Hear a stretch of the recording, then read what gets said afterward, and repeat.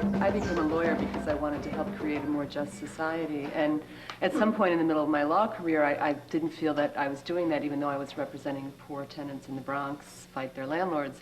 And I felt at some point that giving children an opportunity to embody beauty was as worthwhile an endeavor as fighting for justice in the courts.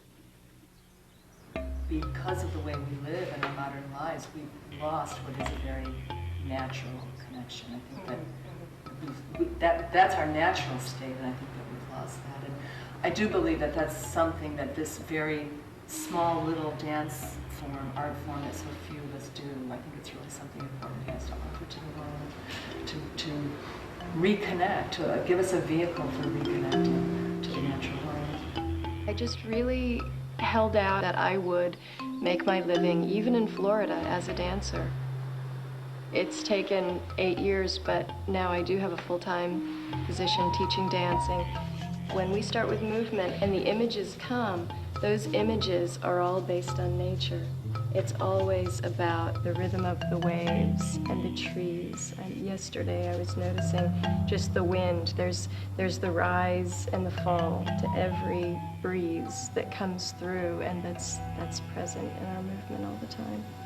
You know, when I'm with my friends and going out and they're like, I worked all day, and you know, and like Valerie said, now I can get home and have my life. And I'm like, oh God, I worked 12 hours and it was great. I loved it. You know?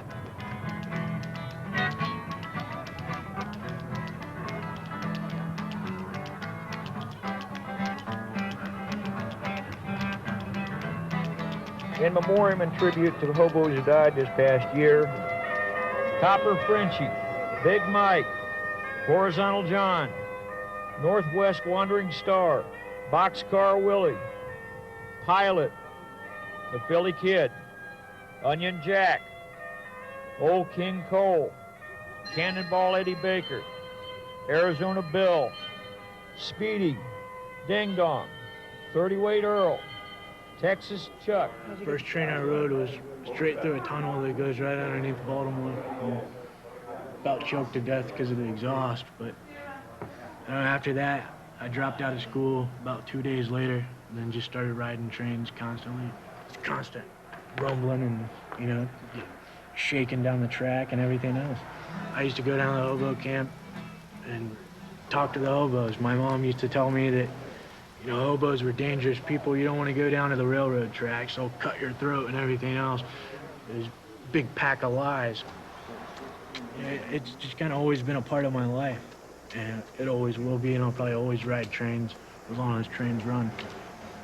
I can remember where I was when I found most of these pieces, you know. So I got so much stuff now, I'm starting to forget where some of it come from. These are seals off boxcar doors. Find them along the side of the tracks and stuff. So I like carrying a stick, because I like sticks.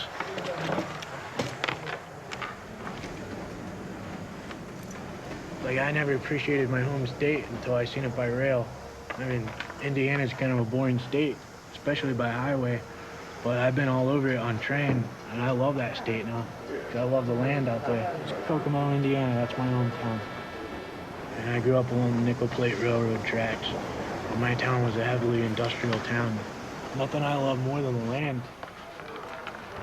And there's nothing I hate more than industry, because it poisoned my town.